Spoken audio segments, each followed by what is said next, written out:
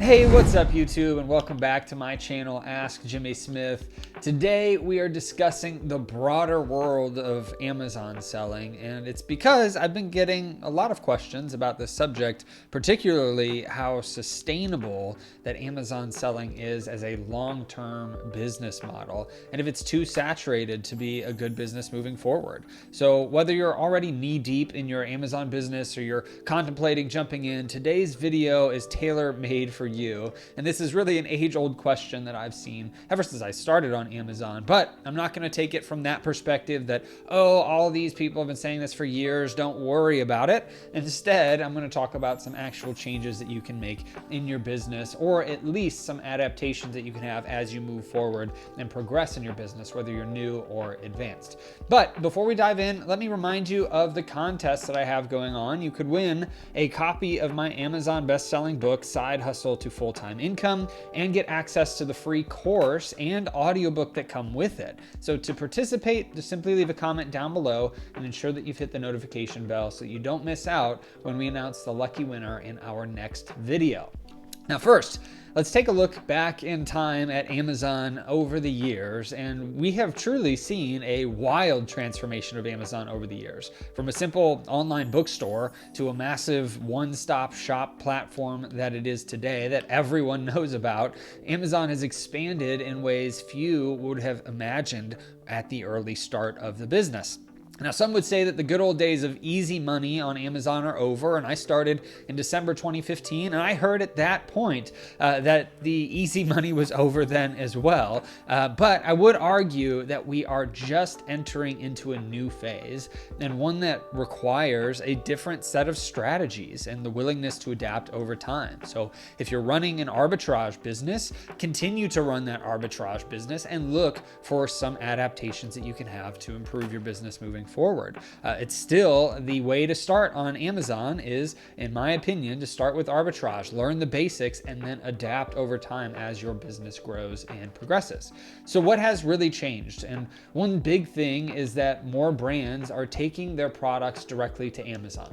Now, this evolution could seem like a challenge for third-party sellers like us, but let's look at it from a different angle, because brands may know their products, but they often don't have the know-how to maximize the Amazon ecosystem. This is where you, as an experienced seller, can outshine those other brands. Think product bundling, think listing creation, think account management and marketing, and all the little facets that go into running an Amazon business. These are areas where smaller businesses can often outmaneuver the larger brands. And I'm not talking about going after companies like Oreos that are massive brands, but I'm talking about the regional brands in your area that don't have the expertise or even the desire to start selling on Amazon by themselves. There are a lot of products on store shelves that only do a few $1,000s a month, believe it or not, of actual sales because of the relationships that they have made with those retailers. But that's a very small company that would need help in their Amazon business. It's just one of many, many different examples. So that brand could have an employee learn the process, but many companies would rather work with a different company or person or service provider that already know the ins and outs of Amazon and how to succeed on the platform. And you can take your knowledge and start consulting with these companies. Now, this method is typically referred to as proven product partnering in the Proven Amazon course, which you can access to learn more about it at bit.ly/PAC course. That's PACCOURSE. You can see the link below and in the description. Now, on to the second big shift with Amazon, which is their ever-changing landscape of rules and regulations. Yes, trust me, I know it's frustrating when you feel like you're navigating through a maze of product restrictions, gated brands, and the dreaded lost shipments that we see more common nowadays than we used to. But consider this, that those hurdles actually deter many sellers from entering the market or sticking with it. And that may be you right now. You may be thinking, this just isn't worth it. But what that does is it leaves more room for those of us who are committed and are adaptable to Amazon Amazon as a business model.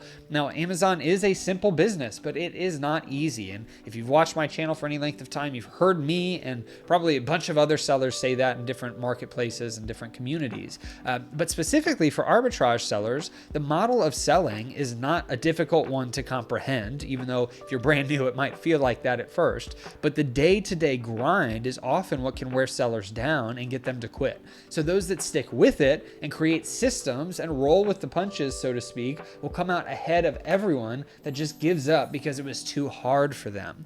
So remember that you aren't done in the business unless you give up.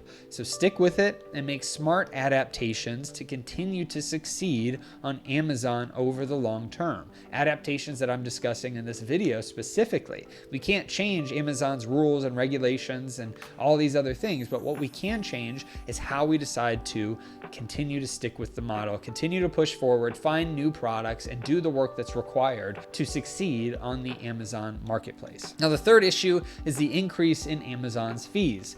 It's understandable to be annoyed when your costs suddenly go up, but remember that this is unfortunately a part of doing business with just about any business model. Whether you're a retail store that doesn't deal with Amazon at all, you've seen tons of increases in costs, or you're doing shipments, you're getting shipping containers from an international country, right? You're getting shipping containers from China. Those costs have gone up for shipping, or you're just doing shipping in general and you're dealing with Shopify and you're shipping your products to somebody else. Those costs have gone up as well.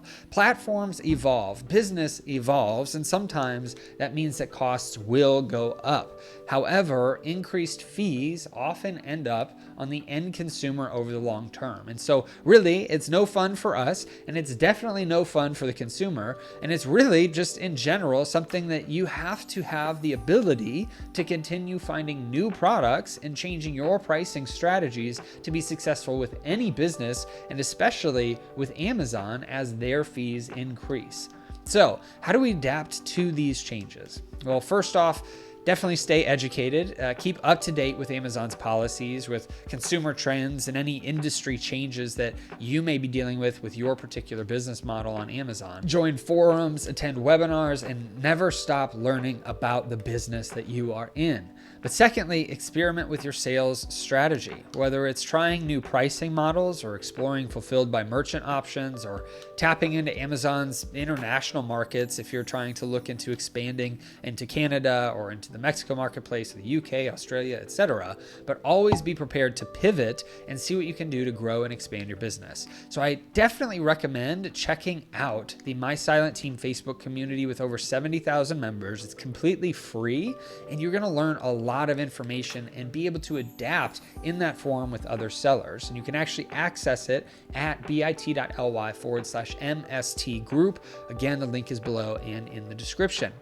Now, let's get into diversification. And being dependent solely on Amazon is like building a house on sand. You're at the mercy of any changes Amazon decides to make. So how do you counter that? By diversifying your income streams. Consider selling on other platforms such as eBay, Etsy, Rivly, or even launching your own e-commerce website with Shopify. You can even look into different product lines or market niches that you can explore. We have to be willing and able to adapt. Now, a quick point on the longevity of selling on Amazon. While it's true that all business models evolve, the skills that you acquire from selling on Amazon can easily be transferred to other ventures. And so whether it's looking into market trends or building systems or supply chain management know-how or digital marketing skills even, you're picking up tools that will make you a more versatile entrepreneur. So if you are worried about the longevity of Amazon, you can take those skills and you can apply them to other marketplaces. You can apply them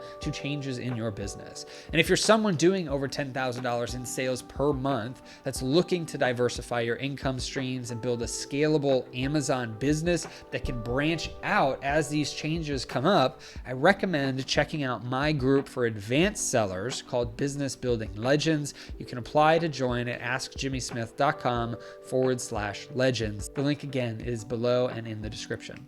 So to wrap things up, the landscape of Amazon is undeniably changing. However, instead of viewing this as a hindrance, see it as an opportunity to adapt, diversify, and grow your business. The world of e-commerce is far from static, and your business strategy shouldn't be either. Now, as always, the contest is still running where you have a chance to win a free copy of my book, Side Hustle to Full-Time Income. So make sure to drop a comment down below. Let me know your thoughts on this video, subscribe to the channel, and tune into our next video where we'll announce the winner in the middle of the video. I hope that this video helped you and blessed you. I hope that you have a great rest of your day and a blessed rest of your week.